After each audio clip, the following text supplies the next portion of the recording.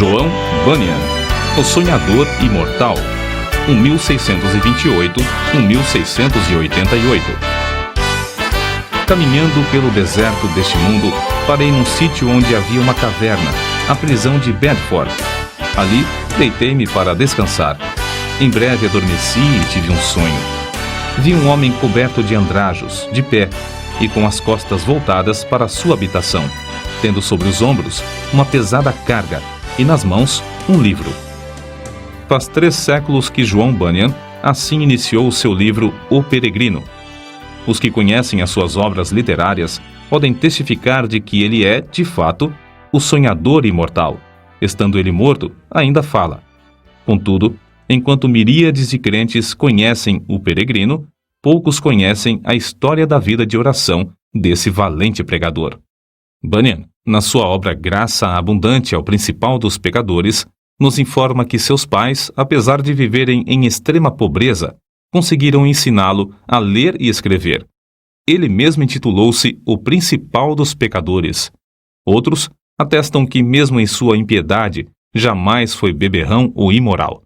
Contudo, casou-se com uma moça de família, cujos membros eram crentes fervorosos.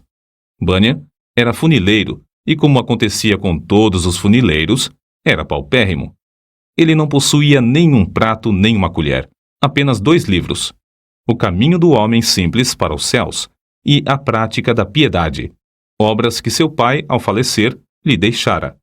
Apesar de Bunyan achar algumas coisas que lhe interessavam nesses 2 livros, somente nos cultos é que se sentiu convicto de estar no caminho para o inferno. Descobre-se nos seguintes trechos, transcritos de Graça Abundante ao Principal dos Pecadores, como ele lutava em oração no tempo da sua conversão. Veio-me às mãos uma obra dos Hunters, livro estimado por alguns doutores. Não sabendo julgar os méritos dessas doutrinas, dediquei-me a orar desta maneira: Ó Senhor, não sei julgar entre o erro e a verdade. Senhor, não me abandones por aceitar ou rejeitar essa doutrina cegamente. Se ela for de ti, não me deixes desprezá-la. Se for do diabo, não me deixes abraçá-la. Louvado seja Deus! Ele que me dirigiu a clamar, desconfiando da minha própria sabedoria, ele mesmo me guarda do erro dos Hunters. A Bíblia já era para mim muito preciosa nesse tempo. Enquanto me sentia condenado às penas eternas, admirei-me de como o próximo se esforçava para ganhar bens terrestres, como se esperasse viver aqui eternamente. Se eu pudesse ter a certeza da salvação da minha alma, como me sentiria rico, mesmo que não tivesse mais para comer a não ser feijão. Busquei ao Senhor orando e chorando, e do fundo da alma clamei: Ó Senhor, mostra-me, eu te rogo, que me amas com amor eterno. Logo que clamei, voltaram para mim as palavras, como um eco: Eu te amo com amor eterno. Deitei-me para dormir em paz, e ao acordar, no dia seguinte, a mesma paz permanecia na minha alma. O Senhor me assegurou: Amei-te enquanto vivias no pecado. Amei-te antes, amo-te depois, e amar-te-ei por todo sempre. Certa manhã, enquanto tremia na oração, porque pensava que não houvesse palavra de Deus para me sossegar, ele me deu esta frase: A minha graça te basta. O meu entendimento foi tão iluminado como se o Senhor Jesus olhasse dos céus para mim, pelo telhado da casa, e me dirigisse essas palavras. Voltei para casa chorando, transbordando de gozo e humilhado até o pó. Contudo, certo dia, enquanto andava no campo, a consciência inquieta, de repente essas palavras entraram na minha alma: Tua justiça está nos céus. E parecia que, com os olhos da alma, via Jesus Cristo à destra de Deus, permanecendo ali como minha justiça. Vi, além disso, que não é o meu bom coração que torna a minha justiça melhor, nem que a prejudica, porque a minha justiça é o próprio Cristo, o mesmo ontem, hoje e para sempre. As cadeias, então, caíram-me das pernas. Fiquei livre das angústias. As tentações perderam a força. O horror da severidade de Deus não mais me perturbava, e voltei para casa regozijando-me na graça e no amor de Deus. Não achei na Bíblia a frase: Tua justiça está nos céus, mas achei o qual para nós foi feito por Deus sabedoria e justiça, e santificação e redenção. 1 Coríntios, capítulo 1, versículo 30.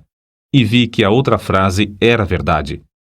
Enquanto eu assim meditava, o seguinte trecho das Escrituras penetrou no meu espírito com poder. Não pelas obras de justiça que houvéssemos feito, mas segundo a sua misericórdia nos salvou. Assim, fui levantado para as alturas, e me achei nos braços da graça e misericórdia. Antes temia a morte, mas depois clamei: quero morrer. A morte tornou-se para mim uma coisa desejável. Não se vive verdadeiramente antes de passar para outra vida. Oh, pensava eu, esta vida é apenas um sonho em comparação à outra. Foi nessa ocasião que as palavras herdeiros de Deus se tornaram tão cheias de sentido que eu não tenho como explicá-las aqui nesse mundo. Herdeiros de Deus. O próprio Deus é a porção dos santos. Isso vi e disso me admirei, contudo, não posso contar o que vi. Cristo era um Cristo precioso na minha alma. Era o meu gozo, a paz e o triunfo por Cristo eram tão grandes que tive dificuldade em conter-me e ficar deitado. Bunyan, ainda que lutando para sair da escravidão do vício do pecado, não fechava a alma aos perdidos, que ignoravam os horrores do inferno. Acerca disto, ele escreveu: percebi pelas Escrituras que o Espírito Santo não quer que os homens enterrem os seus talentos e dons, mas antes que despertem esses dons. Dou graças a Deus por me haver concedido uma medida de entranhas e compaixão pela alma do próximo, e me enviou a esforçar-me grandemente para falar uma palavra que Deus pudesse usar para apoderar-se da consciência e despertá-la. Nisso, o bom Senhor respondeu ao apelo de seu servo, e o povo começou a mostrar-se comovido e angustiado de espírito ao perceber o horror do seu pecado e a necessidade de aceitar a Jesus Cristo. De coração, clamei a Deus com grande insistência que ele tornasse a palavra eficaz para a salvação da alma. De fato, disse repetidamente ao Senhor que, se o meu enforcamento perante os olhos dos ouvintes servisse para despertá-los e confirmá-los na verdade, eu aceitaria alegremente. O maior anelo em cumprir meu ministério era o de entrar nos lugares mais escuros do país. Na pregação, realmente sentia dores de parto para que nascessem filhos para Deus.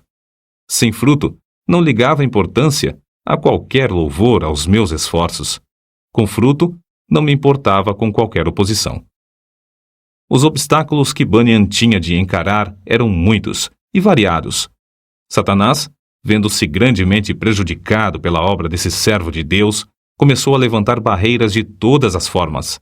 Bunyan resistia fielmente a todas as tentações de vangloriar-se sobre o fruto de seu ministério e cair na condenação do diabo. Quando, certa vez, um dos ouvintes lhe disse que pregara um bom sermão, ele respondeu: não precisa dizer-me isso. O diabo já cochichou a mesma coisa no meu ouvido antes de sair da tribuna.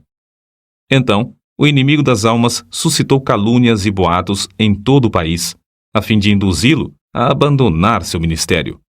Chamavam-no de feiticeiro, jesuíta, cangaceiro, e afirmavam que vivia amancebado, que tinha 2 esposas e que os seus filhos eram ilegítimos. Quando o maligno falhou em todos esses planos de desviar Bunyan do seu ministério glorioso, seus opositores denunciaram-no por não observar os regulamentos dos cultos da igreja oficial. As autoridades civis o sentenciaram à prisão perpétua, recusando terminantemente a revogação da sentença, apesar de todos os esforços de seus amigos e dos rogos de sua esposa. Tinha de ficar preso até se comprometer a não mais pregar. Acerca de sua prisão, ele diz: nunca tinha sentido a presença de Deus ao meu lado em todas as ocasiões como depois de ser encerrado, fortalecendo-me tão ternamente com esta ou aquela escritura, até me fazer desejar, se fosse lícito, maiores provações para receber maiores consolações.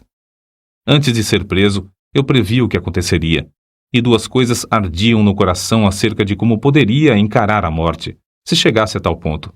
Fui dirigido a orar pedindo a Deus que me fortalecesse com toda a força, segundo o poder da sua glória, em toda a fortaleza e longanimidade, dando com alegria graças ao Pai. Quase nunca orei durante o ano que precedeu minha prisão, sem que essa escritura me entrasse na mente, e eu compreendesse que, para sofrer com toda a paciência, devia ter toda a fortaleza, especialmente para sofrer com alegria. A segunda consideração foi na passagem que diz: mas nós temos tido dentro de nós mesmos a sentença de morte para que não confiássemos em nós mesmos, porém em Deus que ressuscita os mortos. Cheguei a ver por essa escritura que, se eu chegasse ao ponto de sofrer como devia, primeiramente tinha de sentenciar à morte todas as coisas que pertencem à nossa vida, considerando-me a mim mesmo, minha esposa, meus filhos, a saúde, os prazeres, tudo, enfim, como mortos para comigo e eu morto para com eles. Resolvi, como Paulo disse, não olhar para as coisas que se veem, mas sim para as que se não veem, porque as coisas que se veem são temporais, mas as coisas que se não veem são eternas. E compreendi que, se eu fosse prevenido apenas de ser preso, poderia, de improviso, ser chamado também para ser açoitado ou amarrado ao pelourinho. Ainda que esperasse apenas esses castigos, não suportaria o castigo de desterro. Mas a melhor maneira para passar os sofrimentos seria confiar em Deus, quanto ao mundo vindouro. Quanto a este mundo, devia considerar o sepulcro como minha morada, estender o meu leito nas trevas e dizer à corrupção: Tu és meu pai, e aos vermes: Vós sois minha mãe e minha irmã. Jó, capítulo 17, versículos 13 e 14. Contudo, apesar desse auxílio, senti-me um homem cercado de fraquezas. A separação da minha esposa e de nossos filhos aqui na prisão torna-se, às vezes, como se fosse a separação da carne dos ossos. E isto não somente porque me lembro das tribulações e misérias que meus queridos têm de sofrer, especialmente a filhinha cega. Minha pobre filha, quão triste é a tua porção neste mundo.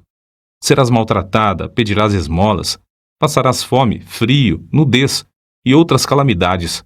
Oh, os sofrimentos da minha ceguinha quebrar-me-iam o coração aos pedaços. Eu meditava muito também sobre o horror ao inferno dos que temiam a cruz, a ponto de se recusarem a glorificar a Cristo, suas palavras e leis perante os filhos dos homens. Além do mais, pensava sobre a glória que ele preparara para os que, em amor, fé e paciência, testificavam dele. A lembrança dessas coisas servia para diminuir a mágoa que sentia ao lembrar-me de que eu e meus queridos sofríamos pelo testemunho de Cristo. Nem todos os horrores da prisão abalaram o espírito de João Bunyan. Quando lhes ofereciam a sua liberdade sob a condição de ele não pregar mais, respondia: Se eu sair hoje da prisão, pregarei amanhã, com o auxílio de Deus. Mas se alguém pensar que, afinal de contas, João Bunyan era apenas um fanático, deve ler e meditar sobre as obras que nos deixou. Graça abundante ao principal dos pecadores, chamado ao ministério, o peregrino, a peregrina, a conduta do crente, a glória do templo, o pecador de Jerusalém é salvo, as guerras da famosa cidade de alma humana, a vida e a morte de homem mau, o sermão do monte, a figueira infrutífera, discursos sobre oração, o viajante celestial, gemidos de uma alma no inferno, a justificação é imputada, entre outros. Passou mais de 12 anos encarcerado. É fácil dizer que foram 12 longos anos, mas é difícil conceber o que isso significa. Passou mais da quinta parte da sua vida na prisão, na idade de maior energia. Foi um quacre, chamado Whitehead, que conseguiu a sua libertação. Depois de liberto, pregou em Bedford, Londres, e muitas outras cidades. Era tão popular que foi alcunhado de Bispo Bunyan. Continuou seu ministério fielmente até a idade de 60 anos, quando foi atacado de febre e faleceu. O seu túmulo é visitado por dezenas de milhares de pessoas. O orador, o escritor, o pregador, o professor da escola dominical e o pai de família, cada um conforme o seu ofício, podem lucrar grandemente com o estudo do estilo e méritos de seus escritos, apesar de ele ter sido apenas um humilde funileiro sem instrução. Mas como se pode explicar o maravilhoso sucesso de Bunyan? Como pode um iletrado, pregar como ele pregava e escrever num estilo capaz de interessar à criança e ao adulto, ao pobre e ao rico, ao douto e ao indouto. A única explicação do seu êxito é que ele era um homem em constante comunhão com Deus. Apesar de seu corpo estar preso no cárcere, a sua alma estava liberta, porque foi ali, numa cela, que John Bunyan teve as visões descritas nos seus livros. Visões muito mais reais do que os seus perseguidores e as paredes que o cercavam. Depois de desaparecerem os perseguidores da terra e as paredes virarem pó, o que Bunyan escreveu continua a iluminar e alegrar todas as terras e gerações. O que vamos citar mostra como Bunyan lutava com Deus em oração. Há na oração o ato de desvelar a própria pessoa, de abrir o coração perante Deus, de derramar afetuosamente a alma em pedidos, suspiros e gemidos. Senhor, disse Davi, diante de ti está todo o meu desejo, e o meu gemido não te é oculto. Salmo capítulo 38, versículo 9. E outra vez, a minha alma tem sede de Deus, do Deus vivo. Quando entrarei e me apresentarei ante a face de Deus?